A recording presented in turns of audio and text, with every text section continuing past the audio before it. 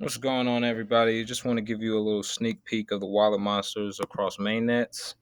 For this example, we'll be using Binance Chain. For all of you who don't know who I am, Mikhail Muhammad here, Enjimon Master, one of the devs on the Wallet Monster team. All right, so we'll sign in. And once you sign in with your wallet, it'll unlock the dApp, as you can see. It loads up and we're on the home screen where you can get information about the project, check out any news that may be happening.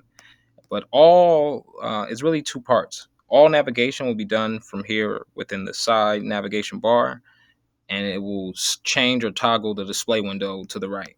So starting from home, you see the landing page. Coming over the dashboard, uh, two things happen.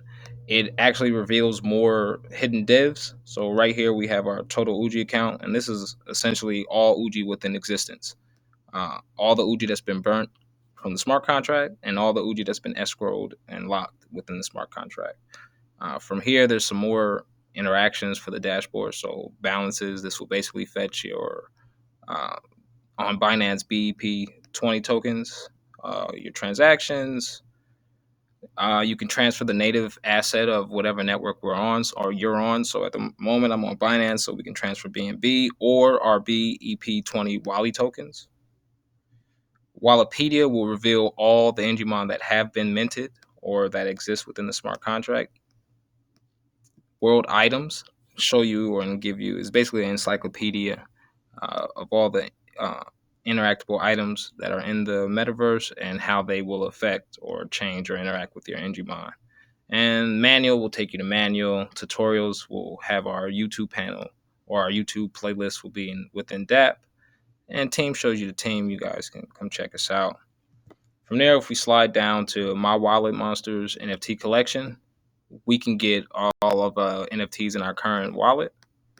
From the Wallet Monsters world, we can get all of our world items and our balances. And all interaction will actually be done from the caregiving tab. So now, as you can see, the Wallet Monsters are here, and we have two things that are important to note. The red bar, immutable death, represents the life expectancy, how long your Enjimon can go before he'll starve to death and reach immutable death. As you can see at the bottom, Duca has reached immutable death. So right now, there are no interactions with him. He can't be fed, trained, slayed, transferred, nothing. He's essentially within a tomb in your wallet. Same as with rest time. So if we were to rest him, or excuse me, we were trying to train him, we'll get a notification telling us basically what is about to take place. And when we try to train him, the execution has been reverted. It's been reverted because they can only be trained, which will effectively level up all their attributes. But that can only take place every 8 hours. So right now we have a notification right here. It's basically telling me on March 9th, 2022, I'll be able to train them 8 or 6 hours from now. Excuse me.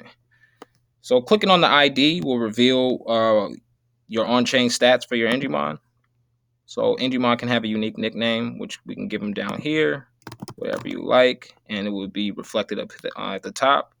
The current HP stats, their attack power, the defense level, the endurance. Endurance is basically a reflection of the amount of time before their immutable death. The sex of each Enjimon, which the mechanics of male or female do affect some of the interactions within the world. For instance, both of these Enjimon were minted at the same time, but he is a male, and Buma, they start out with about 50,000 endurance points. So this is like roughly 12 hours of life, or 12 hours before you'll have to feed them. And for the females, they start off with 80,000 endurance, and that's about 22 hours before you'll have to feed them. And we can see that across the board. Bucci Boo, who's a female as well, 80,000 endurance. So cool. And again, with Enjimon has reached immutable death, no interactions. You still may have access to his stats, but as you can see, starvation time is reflective of his state. It's dead. From there, we can check out the trainer shop. And basically, the trainer shop is like a localized place where you can mint NFTs from directly from within the dApp. What's unique about it is you can actually use in-game assets to make these purchases. So for instance, Everything in this menu, minus the UGI, can actually be purchased with the protocol's native asset, which is UGI. For 50, you can get 50 UGIs for 0.004 BNB. This is basically roughly $1, $1.50, $1.60, depending on the current price of BNB. And from there, you can purchase now, if you have a balance, E-Attack Potion or E-Defense Potion. These things will increase different attributes about your Enjimon, and you will have to pay for them in UGI. We also have an ERC20 token and a BEP20 token that users can stake and burn for multiple rewards and earn airdrops and become purple listed and all kinds of different interoperability and interactions with the whole entire metaverse world. For instance, you can buy from the DApp Elixir crystals, Wally tokens, or HP. And this Wally, sidebar for a second, this Wally is actually different from the Wally ERC20 token. This Wally is used to revive dead Enjimon. It's very rare and very limited in quantity. Uh, we'll get back to that in a moment. But essentially, you can use your Wally tokens and purchase NFTs as well.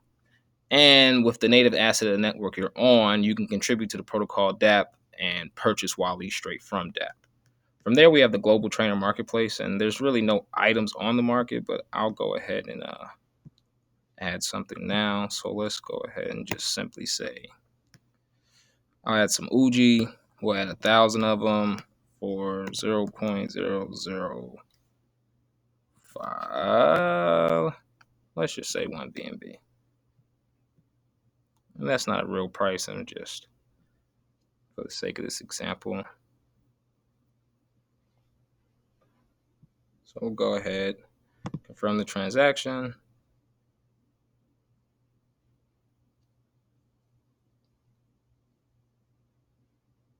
And we'll wait. And I see we have some confirmations here, but I prefer to wait for the DApp, and there we go. The DApp has notified us that our transaction has taken place. I'm going to go ahead and refresh so we can get an example of this. Slide down to the global trainer market under shop, and there we go.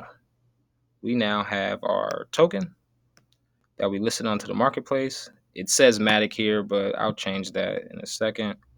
And it's been listed for 1 BNB, 1,000 UGIs. And you can get a further description of what it actually does in its composition by clicking on description, and it will reveal more things. The seller, I didn't fill out my profile information, so it comes up as undefined. I didn't add a country, so it says undisclosed. But those are some of the key things. Now, anybody in the world can come to the Wallet Monsters DApp, and if they're looking for UGI or want to purchase one of these tokens, they can purchase directly from the global trainer market. Sorry about that.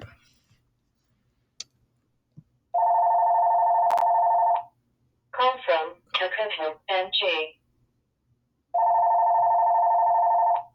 Call from Tokenomics. Okay, that's over. So as well, we have the Wallet Bytes Express. Now this basically allows you to interact with our Wallet Bytes smart contract, the ERC20 token, directly from the Wallet Monsters core, I guess that for lack of a better word. I hate saying the same words over and over. After a while, they tend to lose meaning. But basically, what I'm saying is, from within the Wallet Monsters main DApp, you can access the Wallet Bytes contract, but it's limited in scope. So, for instance, if you want to just stake some Wally, you can stake it directly from the DApp. You can burn it directly from the DApp, but it's limited in its features. From the main DApp, there's more options. So you can stake for 7 days, up to 5 years. And you can view your balances when your unstaked period ends, all of that. But for that, you'll have to come and click on the Wallet Bytes DApp, and it should take you right over to the Wallet Bytes contract. And you can interact with it there, but we'll keep it within the focus of the mainnet game. And then we basically keep our stats down here, so you can see all the Enjimon that have been minted, most interactions. No one's trained yet, so there's nothing for no data displayed. Also, nobody has poached or slain any of their Enjimon. And you have the global sales. There's no sales that's been taking place. There's real-time communication in chat, so we can create a chat room and it'll show down here, and other users can join for all your discussions. Wallet Monsters does come with a play to earn version of the game, so users who want to just kind of get in on the floor level and really don't have any tokens or want to play, they can play this side dungeon scroller game we've designed called Wallet Monsters Black version and essentially earn small amounts of Uji tokens and other items so that they can come into the core game and play. From here, you can also access the Wallet Monsters Breeders contract, our Wallet Bytes contract, and the Wallet Monsters Apis sector contract. As you know, Apis sector is more of a uh, sandbox style test, not a test net, but a place to get your bearings really to before you come to the core game. Mainly because this is permanent, and the Enjimon themselves they die. From there, we have an asset bridge, which is coming soon, which will allow you to take certain NFT items from one blockchain and bring them onto the next. We can add all the networks currently to our MetaMask. This is currently only available for MetaMask, and you can add these networks. So, for instance, if you want to hop onto Phantom directly from the DApp, you can go ahead and add this functionality to your MetaMask, and this way you'll be able to access the Phantom Opera network. I already have it, so I won't do that for now.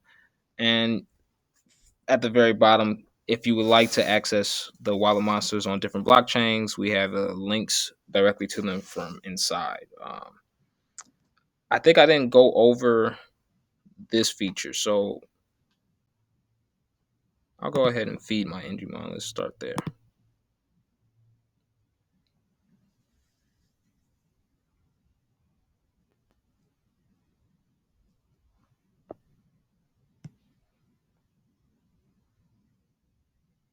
And now we wait.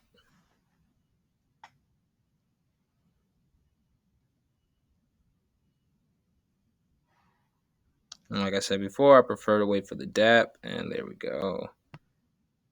And I'll wait for the DApp to refresh its state. And as you can see, our Enjimon has been fed. Its health bar or its starvation meter has been replenished. And down here at the bottom, the TUI, it stands for Total Uji Escrowed. A portion of those Uji tokens that were used to feed our Enjimon, a portion of them were escrowed into the Enjimon, and a portion were burned and destroyed, which is reflected right here.